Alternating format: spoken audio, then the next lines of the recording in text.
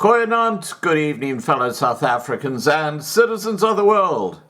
And it's quite extraordinary what's happening around the world. We have to look no further than America, where Black Lives Matter are attacking white people, elderly white people, young white people. It doesn't matter, as long as your skin is white, you're being attacked, and that's just fine.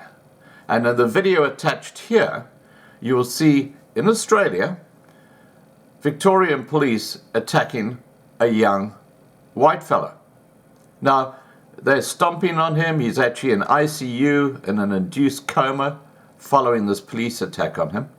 And the reporters who are actually talking about this attack correctly say that this is absolutely overt thuggery on this young fella by the police in Victoria. This is Australia. Now, if this had been a person who had black skin, this would be worldwide news like you can't believe. And clearly the narrative is not fitting when it's a white person who's been treated this way. And you can watch the video for yourself and you'll see what's happening. But let's just get back to what's happening in South Africa. Okay, in South Africa, as the nationwide click shutdown by the EFF draws to a close, another picket began on Friday, this time outside a BMW dealership in Cape Town, following a news report of an advertisement to fill a vacancy, preferably by a white man or white woman. So there was actually a news report about an advertisement because it talked about employing a white person. Believe it or not, that became a story in South Africa. As a result of this news article, a small group of people stood outside the BMW SMG dealership in Century City with placards that read, "Stop employing white males only," and BMW Stop SMG Racism. Now, it's suddenly racism to advertise for a white person, but it's okay in South Africa to have black economic empowerment. That means if you're white, you have no chance of getting that job in the government or just about anywhere else. That's racism. But somehow it's okay. Well, it's not okay. It's time people around the world woke up to what is going on. Let me continue with what happened in Cape Town. EFF member Yusuf Joseph said, "We have come here to BMW SMG about a racist advert that was placed by this branch in Cape Town, and we are pushing the agenda of transforming our society and addressing issues." The former provincial legislature, MPL, said, "It may look petty in terms of racism, but if we don't address these issues, it will become a boiling point with our different communities." Why? Why? If you advertise for black people only, like that youth webpage called Yes, where if you aren't a black person, don't even bother applying to get a job through that website. You know, this is reverse racism in its finest. And the crazy thing is it's happening globally. It's like the lockdown. It's happening globally. We are not being run by our government. We're being run by a small, select, elite group of people who are pushing their own narrative. And they own all the publishing houses, the CNNs, the MNSBCs, the CBS, the BBC, you name it. They're all friggin' well owned by this very small, select group of incredibly wealthy people. And this is why the agenda is being pushed the way it is, globally. He said Sean McCarthy Group, or SMG, and the EFF, or Economic Freedom Fighters, would meet next week to discuss the matter and that provincial leadership would attend. You know what that means. It's going to be another bribery session. What they did with Clicks was absolutely disgusting. They demanded 50 bursaries for black students as a way of compensation for bringing out that offensive advertisement, and they also put in another couple of criteria so the cliques would be left alone. This is bribery and corruption. It's got nothing to do with justice. This is now mob rule by a terrorist organization known as the Economic Freedom Fighters. Let's continue. Dealer principal Ryan Reid approached News 24 at the scene and said the information in the public domain about the issue was incorrect, so they haven't even got their facts correct. He said, "We are an innocent party here. We are not racist." Now, I don't see how employing a white person is racist. I'm sorry, maybe they want that white person as a particular position or a particular reason, but that's what it's been made. Reader said the company's marketing manager had resigned and emigrated, and an external recruitment agency had gotten wind of this and had seen an opportunity to do business by filing the post, i.e. the advertisement for a white person. Reader said there was no job to fill. He was at pains to say the company was not racist. So here we got these guys who are on the back foot the whole time because they're scared now of what is supposed to be a political party, the Economic Freedom Fighters, who, as I said, are more like terrorists. And why is this happening? Because the justice system in South Africa has failed. It is corrupt, it's inequitable, and it targets the minority groups. And that's because, and I'm going to say this, that's because there are black judges who are incompetent and have an agenda of their own. And we have many examples of this. Take the coffin case. We had this on a live stream just about a week ago. And the two advocates who defended those two young white guys made it quite clear that the judge who judged the actual hearing and put them both behind bars for over 10 years was clearly biased and had an issue with young white men. There was no justice in her judgment at all. This is the reality of South Africa today. It's a basket case. Anyway, let's continue.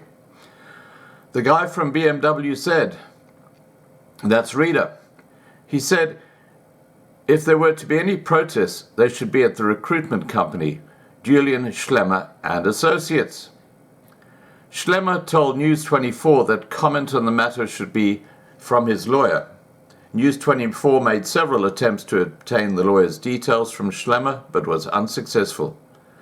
When News 24 received the details of his lawyer and comment, this will be added.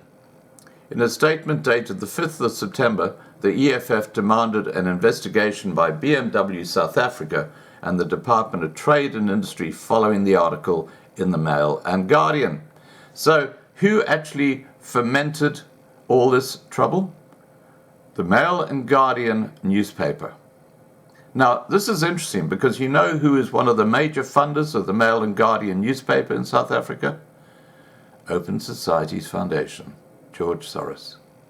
This is how they stir up trouble. They knew by publishing that article, the Economic Freedom Fighters, being the terrorists they are, would go out there and cause shit, which is exactly what happened. And now this has become another story based around racism. It's absolutely ridiculous. EFF Provincial Chairperson Melegiaka Exogo told News 24 on Friday that the company initially did not go public to distance itself from the claim in the article, hence the protest. However, they were satisfied that on Friday, the company had immediately humbled themselves and agreed to a meeting. They had humbled themselves. They had cowed in. Yeah. What options are they given now in this completely terrorist state, this gangster state called South Africa? He said that the party was handling the BMW issue differently to the Clicks one because Clicks opted to go to court first to seek an interdict against its members. Now, I would suggest that what's going to happen in that meeting that they're going to have with BMW is that the black privileged amongst the EFF who've got their eyes on owning a BMW will say, all right, if the EFF get the cars at cost, we will consider leaving you alone. That's the sort of way that these guys bargain. It's not about doing the right thing for the minority black or the majority black population. It's what's in it for me.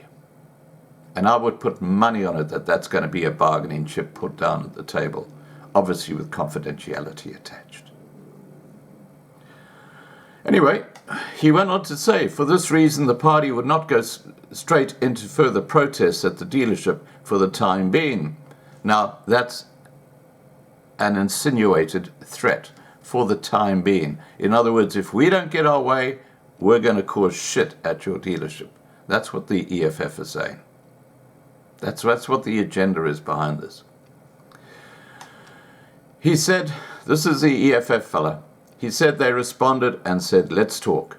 In the meantime, SMG has referred the initial media reports to the press ombud and intends pursuing legal action against the recruitment company. This comes after a massive shutdown of clicks following a Trezem advertisement the company conceded was racist in that it depicted black models with dry and damaged hair and white models depicting normal hair. The EFF considers the matter closed after a meeting with Unilever, but the shutdown has left many businesses jittery over similar consequences. In South Africa, the Employment Equity Act sets out the ways in which companies must comply with measures to address the racial injustices of apartheid and doing discrimination against black people. What about discrimination against white people, 25% of whom now live in squatter camps in abject poverty because of a racist employment policy called black economic employment? And for those of you around the world who think I'm talking crap, Google black economic empowerment. You can do it on YouTube, you can do it on Google. Go and research for yourself and you'll see how racist this policy is. All right, guys, please remember to subscribe to be kept informed. Here comes the Victorian video. Please remember to ring the bell. Please like this video. Please share this video. And above all, please stay safe. Bye for now. All right, now I want to show this about Victoria. We had this footage last night, but I did hold it for a day because I knew there'd be some more footage that has come around today, and it is pretty horrific. It is a man not just being arrested, but, well, as you can see here, stomped on the head. As Rowan quite correctly said, if it was a person of colour, we would be right back in BLM territory, but for some reason, because there's some suggestion around anti-lockdown, but there's no proof that that is the reason this person was arrested. Also, don't forget, this bloke was then run down by a police car as they were trying to arrest him. This was one hell of a violent way to arrest someone. This bloke is apparently in ICU and in a coma, according to his father. He's in ICU and in a coma. And they put him in a coma last night so they could do a CT scan on his head because he was stomped on or kicked by the police. I couldn't sleep last night. I was so upset. It's disgusting. Now, Jenna, again, as always with these videos, what's the minute before, what's the minute after? But never, never, never will I suggest it's okay to be stomping on somebody's head. No, I think it's absolutely disgusting. I think all of the videos that we saw coming out of Melbourne over the weekend, specifically with that woman that was being pulled out of her Mercedes, and then we saw all of the riot squad rock up at the Queen Victoria markets, you'd be right just to go, what on earth is happening? I cannot believe that this is Australia in 2020, but I think it's just disgusting that there's so much police brutality that's happening in Melbourne right now, yet the government are paying attention to that and, you know, these faux curfews that they're putting in place, yet they're doing nothing for small business owners like Paul. Like, I think that's absolutely criminal. And I really hope that that poor man, that regardless of what happens, he just pulls through, because that is brute force at its worst. Because it's this thing, Rowan, where, again, right, like I think we can walk both sides of this, which is support for police but not support for excessive force. That's the whole argument the whole way around. Absolutely. You know, nuance is always important. Absolutely unjustifiable that even in the arrest of, I would suggest, even somebody in the middle of an active shooting scenario, you're not allowed to kick people in the head. Of course you're not. And the fact that the police car rammed the guy who was wandering down the street, who's clearly, from what I've read, had bipolar, there were some issues there. This is just disgraceful. It's disgusting. There is a sickness, a depravity at the heart of the Victorian police, or certainly on the fringes of the Victorian police. We had that character, Luke Cornelius, the other day, saying that he was like a dog returning to his vomit. Well, yes, the vomit is there, and I'm sorry, you are the dog, because you have not got a police force worthy of the name. The Australian police are fantastic. Around Australia, we're proud of our police. They do a brilliant job. But whatever is going on in Victoria at the moment, for whatever reason, whoever's responsible, and it goes, the fish rots at the top, it goes to Dan Andrews, but also goes to the police commissioner, there is something really, really crook going on. And it means that the public no longer trusts the police, which makes it even worse, Paul. And you then, when we've said before on the show many, many times, once the public lose faith in the police, or once they do not believe that the law is being policed fairly and properly, then you get all sorts of knock-on problems. This is a disgrace. This should be the biggest concern of Australians at the moment. This should be all over the front pages, finding out what the hell has gone wrong with the Victorian.